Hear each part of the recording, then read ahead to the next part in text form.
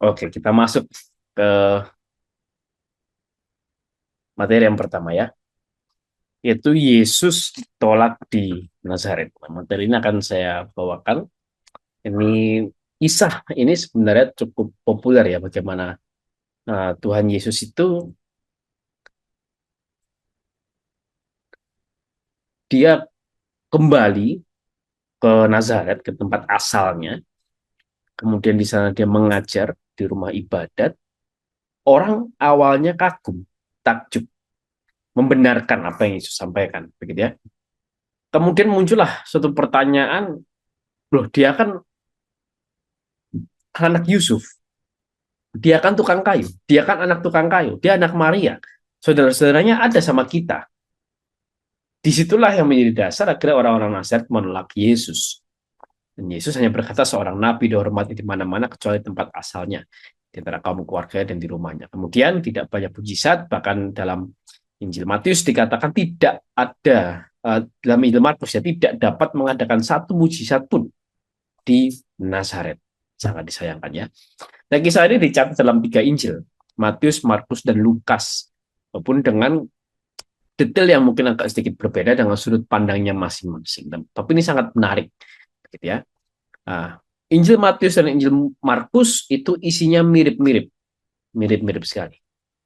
Nah, di Injil Lukas itu ada suatu penjelasan yang mungkin lebih dalam, begitu ya, mengenai di sini kan di ayat 2 dikatakan bahwa Tuhan Yesus itu mengajar di rumah ibadat. Nah, pertanyaannya, pengajaran apa yang Yesus ajarkan? Nah, itu ada dalam Injil Lukas. Kemudian juga di sini disampaikan bahwa Yesus berkata seorang nabi dihormati di mana-mana kecuali tempatnya sendiri. Tapi di Injil Lukas, Tuhan Yesus mengatakan kalimat yang lebih panjang gitu mengenai tanggapan terhadap penolakan orang-orang Nazaret ini. Bahkan di Injil Lukas kita bisa lihat orang Nazaret itu sampai mau membunuh Yesus, sampai mau merencanakan untuk mendorong Yesus ke tebing. Nah, dan ini menjadi satu kisah puncak pelayanan di Galilea dan puncak penolakan terhadap Yesus. Jadi kita sudah baca begitu ya di perikop-perikop sebelumnya bahwa Yesus yang sudah sebaik ini, sesempurna ini, firman Allah yang kekal yang menjadi manusia, 100% manusia tapi juga 100% Allah, tidak melakukan kesalahan satupun, perkataannya benar, tindakannya benar, mujizatnya banyak, keilahiannya luar biasa, tapi masih ditolak. Dan bagaimana dengan kita yang jauh dari kata sempurna, yang masih banyak salah, masih banyak dosa begitu ya? Kita harus berusaha untuk uh, memaklumi bahwa kita juga lebih banyak penolakan daripada Tuhan Yesus. Dan Tuhan Yesus ditolak itu dari berbagai sisi, dari orang ahli Farisi, orang ahli Taurat atau orang Farisi, para ahli agama Yahudi menolak Yesus. Kemudian orang-orang Israel menolak Yesus. Kerabat-kerabatnya nih orang-orang terdekat di Nazaret menolak Yesus. Gitu. Jadi dari segala sisi penolakan Yesus ini. Nah, ini menarik, nanti kita coba bahas ya. Dan penolakan ini atas dasar bahwa memang latar belakang Tuhan Yesus, keluarga Tuhan Yesus. Dan yang menarik di sini bahwa Injil Matius dan Injil Markus mengatakan Yesus ini anak Maria. Dalam Injil Matius dan Injil Markus tidak disebutkan Yesus ini anak Yusuf. Jadi mungkin bisa jadi orang-orang Nazaret juga sudah tahu bahwa Yesus ini bukan anak kandungnya Yusuf. Begitu ya kira-kira. Nah, kita coba lihat Injil Lukas gitu ya. Kalau dalam Injil Matius dan Markus hanya disampaikan Yesus mengajar di rumah ibadat dan jemaat besar mendengar dia. Tapi dalam Injil Lukas itu disampaikan lebih detail. Apa yang sebenarnya Yesus ajarkan? Yesus membuka kitab Nabi Yesaya. Dan di sana ada suatu nubuatan Nabi Yesaya tentang kehadiran Mesias. Dikatakan roh Tuhan ada padaku, sebab ia telah mengurapi aku untuk menyampaikan kabar baik kepada orang-orang miskin yang sudah kita baca tadi sebelumnya, dan seterusnya. Sampai rahmat Tuhan telah datang. Pada hari ini, genaplah nas ini sewaktu kamu mendengarnya. Dan kita lihat coba. Dan semua orang itu membenarkan Yesus. Nah, ini menarik sebenarnya. Jadi sebelum terjadi penolakan, begitu ya, Tuhan Yesus itu diterima dulu. Orang benar, semua orang membenarkan dia. Nanti kita bahas. Nah, begitu ya. Nah, kemudian kalau dalam Injil Matius dan Markus, Yesus hanya mengatakan seorang nabi dihormati di mana-mana kecuali di tempat asalnya sendiri, di antara kaum keluarganya dan di rumahnya. Tapi dalam Injil Lukas itu lebih detail ternyata. Wah, ini kameranya kenapa? Dalam Injil Lukas dikatakan lebih detail. Bahkan di sini Tuhan Yesus sampai menyebut Nabi Elia, menyebut Nabi Elisa, begitu ya. Bagaimana Nabi Elia itu melakukan mujizat kepada seorang janda di Sarfat, di tanah Sidon, bukan bangsa Israel. Dan Elisa juga menyembuhkan orang kusta bernama Naaman, orang Syria, bukan orang Israel. Dan bahkan orang Nazaret di sini menolak Yesus sampai berencana ingin membunuh Tuhan Yesus. Nah, kita bahas pelan-pelannya. Pertama kita bahas dulu nubuatan Nabi Yesaya yang Tuhan Yesus bacakan di rumah ibadat, di sinagoga. Di sini hal yang menarik sebenarnya. Kita coba kalau kita berpikir begitu ya. Tuhan Yesus ini sudah tahu nggak bahwa kalau dia kembali ke Nazaret, dia pasti akan ditolak oleh orang Nazaret. Jawabannya Tuhan Yesus pasti sudah tahu. Orang tua Yesus juga sudah tahu akan wafatnya di atas kayu salib kok. Tuhan Yesus sudah pasti dia tahu kalau dia kembali ke Nazaret, dia nggak akan dihormati di situ. Kalau dia kembali di Nazaret, dia akan ditolak di situ. Tapi yang paling menarik di sini, gitu, satu yang paling menarik buat saya adalah Tuhan Yesus tuh masih mau kembali ke Nazaret, ke tempat asalnya yang nanti akan menolak dia. Jadi ini satu bentuk profesionalisme Yesus yang melaksanakan kehendak Bapa untuk mewartakan Injil Kerajaan Allah kemanapun itu, termasuk di Nazaret, di tempat asal. Dia nggak seperti Yunus. Nah, Yunus itu diutus dia ke Niniwe, ke suatu bangsa lain, karena dia tahu tuh bangsa lain musuhnya Israel, musuhnya dia juga, maka dia nggak mau pergi ke Niniwe. Tapi Yesus enggak, tidak ada penolakan. Kita nggak pernah membaca di Injil, tidak dituliskan bahwa Yesus mengalami penolakan, dia aras-arasan, dia malas-malasan ke Nazaret, enggak. Ya Yesus berangkat saja dari situ, tiba dari Nazaret, selesai. Jadi ini menarik sekali gitu ya. Bagaimana Yesus ini menjalankan profesionalismenya dia yang melaksanakan kehendak Bapa untuk mewartakan Injil Kerajaan Allah dimanapun itu. Iya, padahal udah kena spoiler itu. Udah tahu duluan pasti dia akan ditolak. Tapi inilah Yesus. Dan kita patut juga belajar dari ini tentang profesionalisme. Bahkan bukan cuma di dunia pelayanan, di pekerjaan, gitu ya, di rumah tangga, dimanapun kita berada.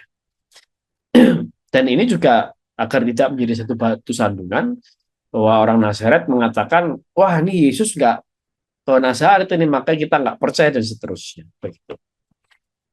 Nah, dan kalau kita lihat ini ibadah sinagoga zaman Yesus ya, itu kira-kira mungkin seperti ini, ada 4 langkah ini. Ada 2 doa, doa Shema dan Shemoneh Ereh, kemudian ada 2 bacaan dari kitab Taurat dan kitab Nabi-Nabi, ada penjelasan atau homili, dan ditutup dengan berkat imamat. Ini mungkin ya kira-kira mirip dengan misa gitu ya, mirip dengan misa tanpa perayaan Ekaristi begitu kira-kira, mirip dengan misa, dan dibuka dengan doa, bacaan, homili, dan berkat imamat terakhir tutup gitu. Dan di sini itu membuktikan bahwa Yesus adalah seorang rabi. Rabi itu artinya apa? Seorang yang mempunyai hak untuk mengajar ajaran agama Yahudi, hak untuk mengajar kitab suci, hak untuk mengajar Taurat. Itu rabi. Dan hanya seorang rabi yang boleh mengajar di rumah ibadat atau istilahnya sinagoga. Hanya rabi. Maka 12 murid Yesus tidak ada satupun yang pernah mengajar di rumah ibadat karena tidak ada satupun yang berprofesi sebagai seorang rabi. Tapi ada satu rasul yang berprofesi sebagai seorang rabi juga, yaitu Paulus. Maka dalam kisah para rasul kita pernah baca bahwa Paulus itu pernah mengajar di rumah ibadat. Kenapa? Dia seorang rabi. Gurunya siapa? Gamaliel. Ya, Rabi Gamaliel itu guru daripada Rabi Paulus. Begitu. Maka profesi Yesus saat ini itu luhur sebenarnya sebagai seorang rabi, mempunyai hak untuk mengajar di rumah ibadat yang tidak semua orang memiliki itu. Nah, terkait nubuatan Yesaya ini sangat menarik begitu ya. Mungkin tapi saya akan coba mempercepat pembahasannya gitu ya. Intinya adalah bahwa Yesus membaca dari kitab Yesaya mana? Yesaya 61 ayat 1 sampai 2. Gitu ya, Yesaya 61 ayat 1 sampai 2. Jadi kalau kita baca Injil ini secara penuh, dan nanti mungkin kalau ada kesempatan kita kembali ke perjanjian lama ya, itu kita bisa lihat bagaimana Tuhan Yesus itu mulai dari dikandungnya di rahim Maria, lahir, tumbuh besar, pelayanannya, penderitaan, wafat, bangkit, dan naiknya ke surga, itu semua untuk penggenapan kitab suci. Itu semua dalam koridor penggenapan perjanjian lama. Termasuk seperti kitab Nabi Yesaya ini. Maka Tuhan Yesus dengan tegas mengatakan dalam ayat 21, pada hari ini genaplah nas ini sewaktu kamu mendengar. Itu dalam diri Tuhan Yesus. Pertama, mulai dari roh Tuhan ada padaku. Kapan? Ketika baptisan Tuhan Yesus. Ia telah mengurapi aku. Yaitu kapan ya? Sejak Tuhan Yesus dikandung dalam rahim Maria. Yesus Kristus. Kristus itu kan artinya yang diurapi. Sejak Tuhan Yesus dikandung dalam rahim Maria, dia adalah yang diurapi itu. Kemudian untuk menyampaikan kabar baik kepada orang-orang miskin. Orang-orang miskin ini siapa? Ini bukan hanya orang yang miskin secara ekonomi, tapi juga secara sosial. Kualitas hidupnya di bawah orang-orang yang memprihatinkan, orang-orang yang tertindas, teraniaya, lemah, gitu kan, terabaikan. Jadi bukan hanya lemah dia secara ekonomi, tapi mungkin juga lemah secara fisik, lemah secara jiwa, lemah secara roh, begitu ya. Orang depresi, orang yang stres itu juga masuk dalam kategori orang miskin di sini. Itu. Dan terlebih lagi orang berdosa itu juga masuk dalam kategori orang miskin. Dan Tuhan Yesus di sini memberikan kabar baik kepada orang miskin, orang berdosa. Pembebasanlah kepada orang-orang berdosa. Ya telah mengutus aku, itu kita bisa lihat dalam seluruh pelayanan Tuhan Yesus bagaimana dia menjalankan semua misi perutusan dari Bapa. Kemudian tahun rahmat Tuhan telah datang, artinya adalah tahun Yobel, gitu ya, di mana pembebasan besar-besaran itu terjadi. Pembebasan dari apa? Dari dosa. Kita menyatakan kembali bahwa semua adalah milik Allah. Jadi kalau orang punya hutang, dibebaskan hutangnya. Orang jadi budak, dia jadi orang merdeka.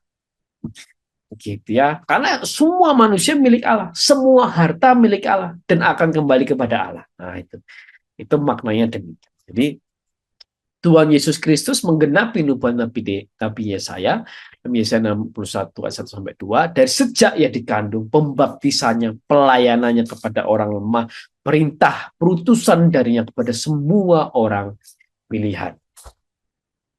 Kemudian kita masuk ya kepada alasan Yesus. Kenapa Yesus ditolak? Yesus yang sudah sesempurna itu, kok bisa masih ditolak? Yesus sudah sebaik itu, sebenar itu, kok bisa masih ditolak? Apa alasannya? Ya, ini menarik gitu ya, bahwa dalam ketiga Injil, Matius, Markus, dan Lukas, itu semua orang ketika mendengar Yesus mengajar di sinagoga, semua menyambut dengan antusias. Mereka takjub, heran, kagum. Mereka membenarkan apa yang dikatakan oleh Tuhan Yesus. Antusias. Wah, hebat ya. Keren. Kemudian muncul apa? Skeptisisme. Ini hikmat dari mana dia dapat ini? Hikmat apapun yang diberikan kepadanya gitu ya. Dari mana diperolehnya semua ini? Kok bisa ya orang semacam ini mengatakan hal seperti ini? Kok bisa Yesus ini, orang semacam ini, melakukan mujizat-mujizat seperti ini? Mulai skeptis orang. Mulai muncul ketidakpercayaan sedikit. Kemudian ada penentangan. Mereka kecewa, menolak Yesus. Dan ujungnya apa? Ketidakpercayaan mereka. Dan mungkin ini juga terjadi dalam diri kita. Ketika kita pertama kali tahu Tuhan, mengalami Tuhan, kita antusias, kita berapi-api. Tapi mungkin ketika masalah datang 1, 2, 3, 4, 5, dari manapun, kita mungkin mulai bertanya, Tuhan beneran ada nggak sih? Kok kayaknya hidup ini nggak adil, aku sudah melayani Tuhan, tapi kenapa hidupku masih seperti ini saja? Kenapa aku masih susah dalam ekonomi, kenapa aku masih susah dalam keluarga, dan lain sebagainya macam. Kemudian muncul pertentangan lah dalam diri kita, mungkin kita galau, dan itu bisa membuat kita tidak percaya dan meninggalkan Tuhan. Ini sangat disayangkan begitu ya. Dari antusias menjadi ketidakpercayaan. Coba, jauh sekali perubahannya. Dan ini sangat disayangkan bagi orang Nazaret. Berarti ya, maka ya ini para penafsir itu sampai mengucapkan kata-kata yang begitu keras, begitu ya, kata-kata yang begitu gamblang, gitu kan, sampai dikatakan betapa sungguh mencengangkan kebodohan orang-orang Nazaret. Tapi memang itu sangat disayangkan, begitu loh. Ini satu daerah tempat asal Yesus besar, walaupun bukan lahir di Nazaret ya, tapi tumbuh besar di Nazaret. Sayangnya, kota di mana Yesus ini tumbuh besar, lah kok orang kok bisa nggak percaya di situ? Itu karena apa? Mereka hanya menganggap Yesus sebagai anak seorang tukang kayu. Ini permasalahannya. Jadi dia nggak lihat Yesus secara pribadinya. Yesus yang melakukan tindakan-tindakan yang benar, Yesus yang mengajarkan hal-hal yang benar, Yesus yang melakukan mujizat-mujizat ilahi. Nggak itu yang dilihatnya. Tapi lihatnya keluarganya. Lihat itu kan bapaknya itu. Lihat itu kan anaknya, ibunya itu. Saudaranya, kerabatnya itu. Kok bisa orang seperti ini melakukan hal seperti itu? Gitu itu ditolak akhirnya. Ini yang menjadi dasar. Ini sangat, waduh, sayang gitu. Sangat, pas aku baca ini jujur, waduh sayang banget. Nazar itu sayang sekali gitu. Sangat sangat disayangkan gitu loh. Tempat Yesus tumbuh besar malah tidak percaya hanya karena mereka melihat latar belakang keluarga Tuhan Yesus. Ini sangat-sangat disayangkan. Maka disinilah ada istilah sesat pikir, logical fallacy, yaitu argumentum ad hominem. Atau ad hominem itu artinya kan to the person, kepada pribadi. Jadi mereka itu tidak mencari kesalahan pada pengajaran, tidak mencari kesalahan pada perbuatan, tidak mencari kesalahan pada mujizat. Karena memang tidak ada kesalahan dalam pengajaran perbuatan mujizat Yesus, tidak ada satu kesalahan pun. Tapi mereka malah menuduh, menghina orang tua Yesus, ayah ibu Yesus, kerabat-kerabat Yesus. Ini sesat pikirnya di situ. Mereka tidak mempermasalahkan pengajaran Yesus, tidak mempermasalahkan tindakan mujizat Yesus. Tapi yang dipermasalahkan cuma ini. Bukankah dia anak Yusuf tukang kayu? Bukankah ibunya Maria, saudara-saudaranya Yakobus, Simon, Yudas, orang-orang sekitar kita? Ini aneh. Tapi hal yang aneh semacam ini sering kita jumpai dalam kehidupan pribadi kita. Atau mungkin kita pun pernah mengalami sesat pikir semacam ini. Kita melihat orang itu bukan argumennya, tapi pribadinya. Gitu. Wah, dia kan orang berdosa. Dia seorang pendosa, ngapain didengarkan? Gitu. Walaupun yang diajarkan benar. Dan ternyata Theophilak dari Ohrid mengatakan kebiasaan manusiawi kita untuk meremehkan mereka yang akrab, menyambut orang yang asing dengan ramah. Ini menarik gitu ya. Kami ketika GR 2 hari lalu tuh kami membahas ini dengan sangat menarik. Maka muncullah istilah begini. Kalau zaman sekarang ya muncul istilah bintang tamu. Jadi orang yang baru bertamu sekali dibintangkan. Baru bertamu datang sekali dibintangkan. Itu disanjung, dihormati dengan ramah luar biasa. Tapi orang yang sudah bertahun-tahun di situ diremehkan, dianggap biasa, gitu kan? Sekarang sudah biasa, melihat dia sudah biasa, gitu. Tapi tamu itu baru datang sekali dibintangkan. Nah ini kira-kira ternyata ini permasalahan seperti ini bukan cuma terjadi di abad 21 sekarang ya, tapi di zaman Yesus pun sama. Dan yang disasar Yesus pula. Itu karena dia udah hampir 30 tahun hidup di sini, kita tahu lah nih orang-orang kita juga gitu kan. Itu malah diremehkan Yesus yang sudah akrab. Ini sangat-sangat disayangkan. Dan satu sisi juga Cornelius Alapide menjelaskan banyak orang memuji seorang pengkhotbah selama ia mengatakan kepada mereka apa yang menyenangkan dan elegan. Tetapi ketika ia menyerang keburukan mereka, mereka mencaci dan menganiaya dia. Salah satu tantangan kita Jess itu bahas Alkitab secara penuh, Injil secara penuh ini, tidak semua ayat itu menyenangkan untuk dibahas. Tidak semua ayat itu memberikan motivasi. Tidak semua ayat itu memberikan semangat, begitu ya. Enggak, tapi banyak ayat juga yang menegur, mengkritik dosa-dosa kita. Nah, maka ini tidak mudah, tapi inilah menariknya firman Tuhan ya. Kebenaran tetaplah kebenaran. Tapi tanggapan Yesus menarik. Yesus hanya mengatakan dalam Injil Matius dan Markus seorang nabi dihormati di mana-mana kecuali tempat asalnya sendiri. Padahal kalau Yesus bertindak seperti orang Nazaret, menyerang pribadi, Yesus sangat bisa dan Yesus sah melakukan itu. Bisa Yesus mengatakan, kamu yang ngomong itu, kamu kan seorang pezina. Kamu itu sebelah sana tuh, kamu kan seorang pencuri. Kamu sebelah situ tuh, kamu kan seorang penipu. Nah, bisa aja Yesus mengatakan begitu. Yesus tahu dosanya masing-masing orang itu kok. Bisa Yesus menunjuk sana, kamu yang ngomong tentang keluargaku, lah keluargamu juga bobrok. Kamu yang ngomong tentang keluargaku, itu kamu dosamu besar sekali.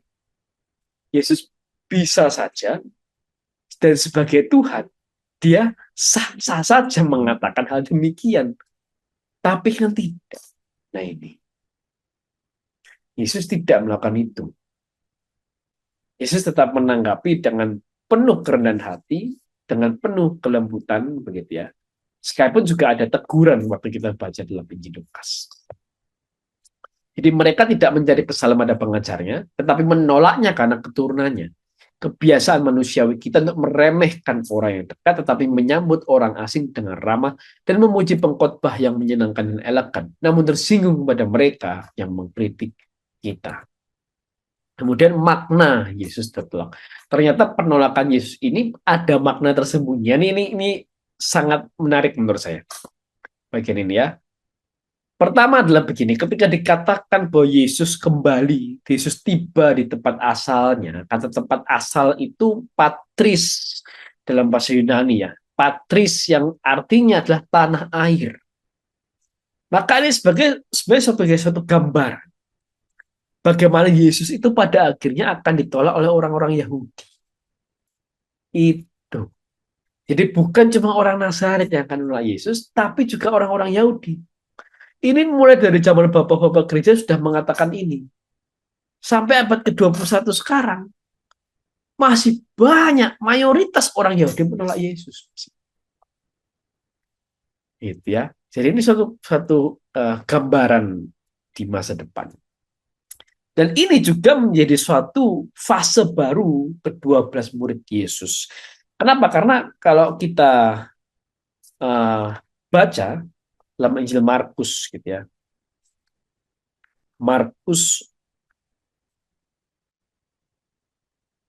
6 ayat 7, Markus 6 ayat 7, dia sudah itu masuk ke perikop Yesus mengutus ke-12 murid. Gitu. Jadi penolakan yang sangat kepada Tuhan Yesus di tempat asalnya itu menjadi fase baru kepada 12 murid untuk berperan lebih aktif. Dan di dalam Injil Lukas, tanggapan Yesus lebih panjang, dan kita sudah sempat bahas ya, bahwa Tuhan Yesus itu bukan cuma mengatakan seorang nabi tolak di tempat asalnya, tapi Tuhan Yesus bahkan menyinggung Nabi Elia, yang dimana ketika kelaparan hebat, banyak orang, bahkan orang Israel juga merasakan kelaparan, tapi di momen seperti itu, yang mengalami mujizat kelimpahan hanya satu orang, yaitu hanya janda di Sarfat, di tanah Sidon, yang bukan orang Israel. Elia ini nabi besar bagi bangsa Yahudi. Kemudian muridnya Elisa yang juga tidak kalah besarnya. Banyak orang kusta di Israel, tapi yang disembuhkan cuma satu. Naaman, orang Syria, bukan orang Israel, bukan orang Yahudi. Maka ini menunjukkan bahwa Yesus yang nantinya pada akhirnya ditolak oleh bangsa Yahudi, itu akan memalingkan wajahnya kepada bangsa-bangsa lain. Wah, ini jadi penolakan oleh bangsa Yahudi itu menjadi berkat bagi kita bangsa-bangsa lain. Kita orang Indonesia ini yang jauh dari Israel ini mendapatkan berkat ilahi gitu ya dari Kristus. Karena orang Israel yang di sana menolak Kristus. Jadi akhirnya berkat bagi kita bangsa-bangsa lain, termasuk kita orang Indonesia, yang kita mau menerima Kristus.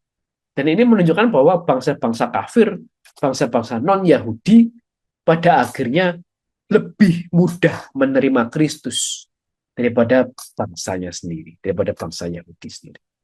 Satu sisi ini menjadi berkat bagi kita, satu sisi ini hal yang sangat disayangkan bagi orang Yahudi. Dan kemudian Yesus juga memberikan teladan kepada gerejanya, kepada para rasul, kepada para misioner khususnya ya, bahwa janganlah kita itu begitu mencintai tanah air kita, begitu mencintai tempat asal kita, gitu ya, tidak menolak mereka yang mau atau milih mereka tidak mau, tapi juga berjuang melawan mereka yang mengusirnya atau menolak untuk mendengar mereka yang memohon kepadanya. Cornelius Al-PD menarik. Ini mengajarkan bahwa mereka harus membatasi atau melepaskan diri dari semua kasih sayang yang berlebihan terhadap negeri dan kerabat mereka sendiri supaya mereka dapat berguna bagi semua orang. Ini bukan berarti kita membenci tanah air kita, bukan berarti kita tidak mencintai tanah air kita, bukan. Tapi artinya apa? Kita siap diutus dimanapun itu berada. Mau di dalam negeri di tanah air kita, ataupun di luar tanah air kita. Itu maknanya, apalagi bagi para misionaris, para rasul. Itu yang kita sudah pernah bahas ya, 12 murid Yesus itu pelayanannya kemana saja kita sudah pernah bahas. Itu sampai jauh-jauh di sana. Yang wafat di daerah Yudea itu hanya Yakobus. Ya, kita sudah pernah bahas ya. Hanya Yakobus yang wafat di Yudea, yang wafat di tanah Israel. Selebihnya semua wafat tempatnya masing-masing. Wafat di Roma seperti Petrus, wafat di India seperti Thomas, wafat di Yunani seperti Yohanes, gitu ya. Dan bukan wafat di tanah airnya. Oke, kita coba percepat sedikit lagi ya. Dan sini juga ada saudara-saudara Yesus. Nah ini kita baca tafsiran, saya baca tafsiran banyak sekali tafsiran tentang ini, tapi satu kesimpulan, Yakobus, Yusuf, Simon, Yudas, saudara-saudara Yesus ini bukan anak Maria dan Yusuf. Itu satu kesimpulan yang sama. Tapi siapa dia? Anak-anak dari Maria, istri Kleopas. Jadi saudara ini adalah kerabat gitu, sepupu begitu ya. Dan ini menunjukkan, memperkuat bahwa Maria itu perawan abadi. Tidak ada satu manusia pun yang pernah masuk ke dalam tubuh Maria selain Tuhan Yesus Kristus ketika di rahimnya, ketika dikandung. Bahkan Yusuf pun tidak pernah. Satu inci pun tidak pernah masuk ke dalam tubuh Maria. Dan di sini juga Kita bisa tahu tahun-tahun tersembunyi Yesus ketika Yesus besar, tumbuh besar itu seperti apa ya. Yesus menjalankan apa istilahnya, kita dapat Yesus itu mencari nilai, kita melakukan kekudusan dalam pekerjaannya yang saat itu berprofesi sebagai tukang kayu, begitu ya, melanjutkan profesi ayahnya, mengikuti profesi Yusuf sebagai tukang kayu. Dari sini kita belajar penolakan bangsa Yahudi kepada Yesus menjadi berkat bagi bangsa-bangsa lain dan yang akan menerima keselamatan darinya. Kebenaran doktrin Maria perawan abadi, dan kita dapat menduga bahwa Kristus bekerja keras dalam pekerjaan di Nazaret selama tahun-tahun tersembunyi. Dan terakhir, bahwa tidak banyak atau tidak ada mujizat di Nazaret. Intinya begini, bahwa bisa nggak sebenarnya Tuhan melakukan mujizat di Nazaret? Sangat bisa, pasti bisa. Cuman kalau tidak ada iman di situ, buat apa? Gitu. Tujuan mujizat itu bukan hanya adanya kesembuhan, bukan hanya orang yang lumpuh bisa berjalan, enggak, tapi supaya orang percaya pada Tuhan. Itu intinya. Nah, kalau pada akhir di Nazaret nggak ada iman, buat apa ada mujizat di situ? Maka Cornelius Al-Apidi mengatakan orang Nazaret tidak pantas bahkan menerima mujizat itu, karena tidak akan ada iman di situ. Selesai. Gitu. Dan agar tidak memicu lagi juga, jangan sampai juga begini, Tuhan Yesus lakukan mujizat, masih juga ditolak, itu kan lebih parah dosanya. Gitu ya, itu kan lebih parah lagi dosanya kalau demikian. Dan yang terakhir, gitu ya, bagaimana Tuhan Yesus ditolak itu dengan sungguh. Bahkan Cornelius Al-Apidi dan Santo Ambrosius gitu ya mengatakan orang-orang ini lebih buruk daripada iblis. Kenapa? Kalau iblis itu menggoda Yesus, jatuhkanlah dirimu dari bumbungan bait Allah ini. Ya, iblis cuma ngomong, lah orang-orang Nazaret bertindak mau mendorong Yesus, membunuh Yesus dari tebing, gitu ya. Maka ini sudah kejahatan sekali, kira-kira. Maka dari sini, saya langsung simpulkan saja ada 4 poin bahwa Yesus Kristus menggenapi nubuatan Nabi Yesaya dari sejak ia dikandung, pembaptisannya, pelayanannya kepada orang yang lemah, dan perintah perutusan darinya kepada semua orang pilihannya. Mereka tidak mencari kesalahan pada pengajarannya, tapi menolaknya karena keturunannya. Kebiasaan manusiawi kita untuk meremehkan orang yang dekat, tetapi menyambut orang asing dengan ramah dan memuji pengkhotbah yang menyenangkan dan elegan, namun tersinggung kepada mereka yang mengkritik kita.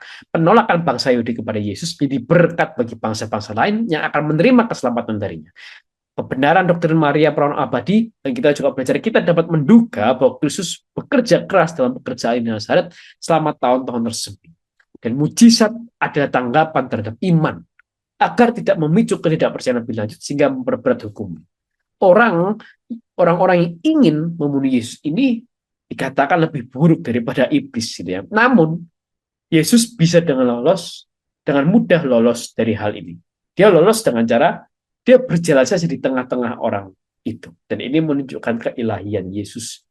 Bahwa ketika Yesus disalib, itu memang karena Yesus menyerahkan hidupnya kepada orang-orang. Sekian, terima kasih. Selanjutnya, Jos, monggo silakan Jos. Ya, terima kasih Bertus. Ya,